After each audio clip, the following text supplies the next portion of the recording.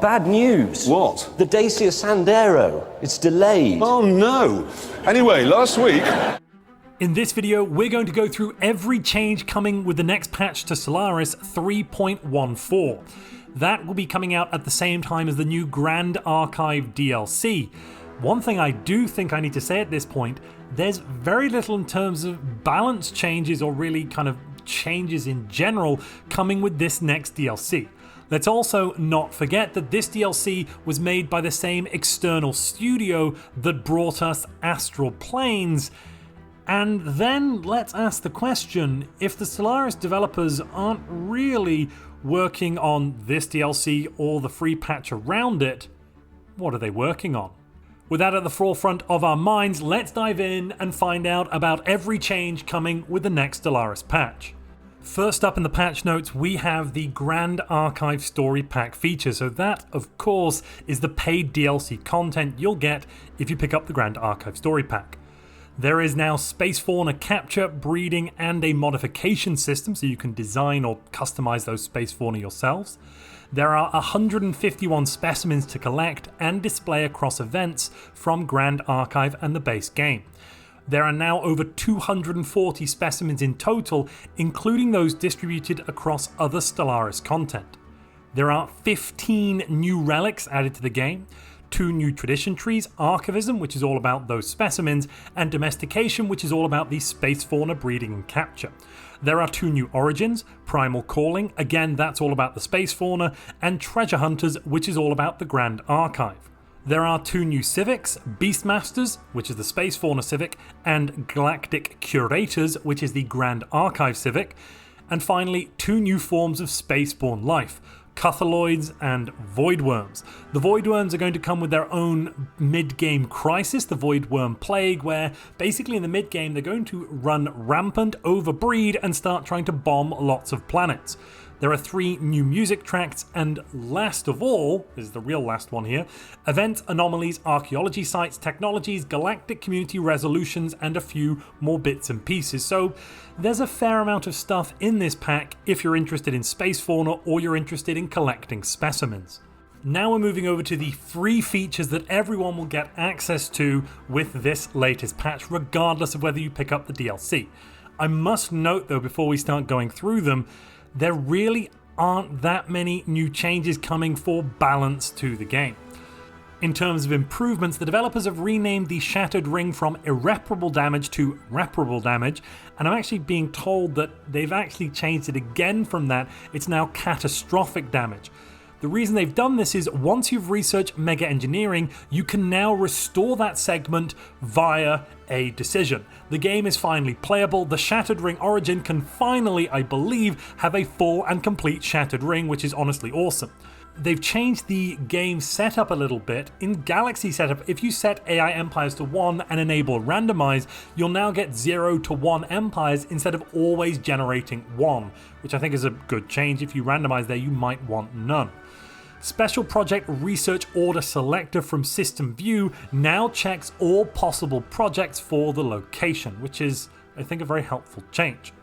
Now we have the few balance changes. They first of all made the Nexus Storm, which gives you 2 devastation per month, even chunkier. That is basically the storm that, if you get that right at the start of the game, can really hurt your playthrough, pretty much to the point of unplayability in some cases.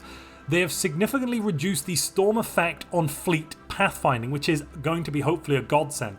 At the moment, your ships might travel for literally years rather than going through an adjacent system with a storm because the pathfinding is a little bit balked.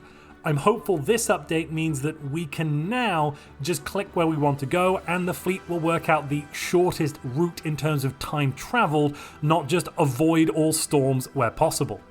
They've doubled the Ranger Science to 4. And then we have the last one, which I actually think is a really big change. Subjects that are released from a country now copy the Ascension perks of that country. So this means that if you release a country and you are the Crisis of any sort, they should copy your Crisis Ascension perk. And I'm thinking that could mean you can get lots and lots of Crisis factions out there in the galaxy, which could be quite a lot of fun if you want to annoy the galactic community with other crisis factions that clearly are very scary and should be attacked rather than yourself. I'm sure there are going to be other uses for this as well, but I think this could be a fun thing to play with. And if you're enjoying this video, please outsource the pressing of that like button. There are a host of bug fixes coming in. First off, they fixed the strange boxes around technology icons. AI should now utilize leader-assigned science ships. Apparently they weren't doing that, that's bad. They've corrected technology frames as well, which I think might have something to do with those strange boxes we were talking about, but I'm not entirely sure if that's not a double entry. The archaeological site Green Skies now actually requires the Cosmic Storms DLC, so you should no longer get a storm without the DLC enabled, for those of you that don't want to have storms in the galaxy. They fixed the Machine World's Ascension perk, accidentally doubling the jobs and housing given by generated districts on Shattered Ring Worlds. That's a shame, I hadn't even noticed that bonus, but yeah, they've gotten rid of that. Reuniting the pod project now resets Tianqi's hostility before and after the project, so in theory it means that you could be hostile to the Tianqi, then do the Reuniting the pod project and be happy with them again. They fixed Tianqi's potentially fleeing the system in Reuniting the pod, and cybernetic leader portraits will now immediately change when the trait is enabled, so your leaders should actually look correct. That I think is a very big and important feature that really should have been correct and working with Machine Age, but it's good that they finally fixed that. I'm not going to go through all of these, but there's a couple I want to point out here that are quite good. The new bow once again spawn with the Hive Mind trait and with the Phototropic trait if the proper conditions are met, so if you're a Hive Mind, that is a bonus for you. Synthetically ascended and individualistic machine empires can now set the migration rights for mechanical and machine species, which means that you are no longer going to be plagued with mechanical species being unable to migrate when they have full citizen rights. Thank goodness. Virtual pops in synth-ascended empires are now allowed to auto-migrate as well. Not quite sure how that's going to work, given that virtual pops should be automatically created and destroyed, but yeah, interesting. Guided Sapience and Natural Design are now mutually exclusive, which should reduce the power levels of Hive Minds just a little bit. I'm pretty sure, but I could be wrong there. It might still be really, really good, even without being able to take both. Empire Generation at the start of the game will now be able to generate random machine intelligence empires, because until now apparently it hadn't been able to do so. The Relic Crystal of Odriskia uses the correct trait name in the tooltip as well, that's a good bonus. And they've added the Researcher's Upkeep modifier icon so you can see that in game.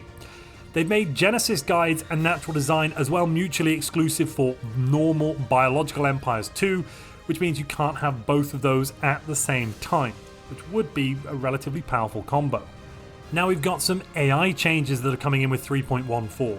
The AI now has a set limit on the maximum number of habitats it should have. This is determined by galaxy size and difficulty setting. The limit will be doubled for Void Dwellers and the Void Forge Origins. This should massively reduce the amount of habitat spam we are getting in the mid to late game. Habitat spam definitely decreases the speed of the game. It's going to be increasing lag because there's more planets, there's more pops, there are more calculations. So reducing the number of habitats, thus the number of colonies in the galaxy, should give us hopefully an increase to speed. Maybe it's only negligible though in the mid to late game. And it will definitely make the game more playable and less micromanagement hell when you go out and conquer some AI empires and they're full to the brim with habitats. That should now be stopped. AI empires and the auto best feature now consider adding additional power sources to ship designs if there is no better component to add. So they will give you, in theory, more powerful weapons that you would not normally be able to produce without the requisite power, because we can now add in those extra power sources in our auxiliary slots. When in combat, ships stay with their targets just a little bit longer, reducing the amount of ships flip-flopping on targets and ending up not attacking anything. This basically is going to be a bit of a nerf for any ship designs that heavily rely on missiles and kiting. Any designs like artillery or missiles where you are out of range and you rely on the enemy ships not getting into range will now be slightly worse because well, we don't know exactly how strong they've made this, but if ships are now more strongly set in their targets, they will pursue for longer and probably get into range, whereas before they've been kind of running around in circles a bit and not attacking anything. For those of you that play things like disruptors or close range kinetics or lasers, this is great news because you are now not going to be sitting in a circle while artillery outranges you and just hammers you to death.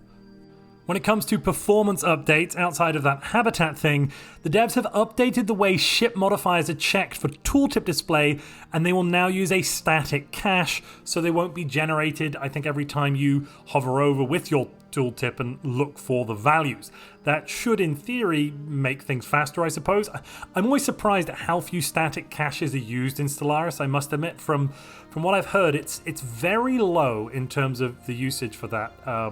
Or let me rephrase, there are things that I would think you could use a static cache for that aren't using a static cache. Then when it comes to the UI, as you might have seen from some previous dev diaries, the developers have polished the game setup UI. It now looks quite neat, quite shiny, quite sleek. You could also say it was mindful, very demure.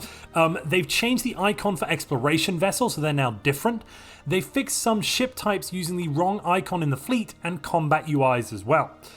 Game settings for DLC specific features are now hidden if you don't have the DLC, which is good. You shouldn't, if you don't have a DLC, be shown game settings that mean absolutely nothing for you. That would be very, very confusing. They've reworked the game setup UI, which basically we've already heard. They polished it and reworked it, and they fixed triggered icons tooltip hitbox in event options. I actually don't know quite what that means. They fixed the triggered icons tooltip hitbox in event options. Maybe there was a hitbox that wasn't quite working when you were hovering over something and now it is. Not entirely sure there. Of course, there's a bunch of modding changes included as well. I'm not going to go through all of those, but if you'd like to see them, the full patch notes are, as ever, linked down below in the description. There are also some new achievements coming with this DLC, so we're getting 7 new ones. It belongs in a O, right? If you fill any collection category with active exhibits, you'll get that one. Void Charmer, build each type of void lure in one game and attract each type of eligible space fauna. Animal Farm, where let's not forget all animals are equal, but some are more equal than others. If you reach 50 vivarium capacity, you'll get that one. Wormageddon, if you destroy a void worm nest. That's No Asteroid, for capturing a Cuthaloid with a gravity snare. X marks the spot. Discover Captain Ness's treasure hoard, and finally Beastmaster. Defeat the endgame crisis without building a single artificial military ship. I think I'm going to try and do that one. That one definitely sounds like a challenge, especially if the space fauna ships are unable to get proper weaponry on and we have to stick with mostly the normal space fauna weaponry. That could be really, really tough. Speaking of space fauna, cloning them, growing them, and designing your own, if you'd like to find out more about those new space fauna mechanics coming with the Grand Archive, click the video on screen now.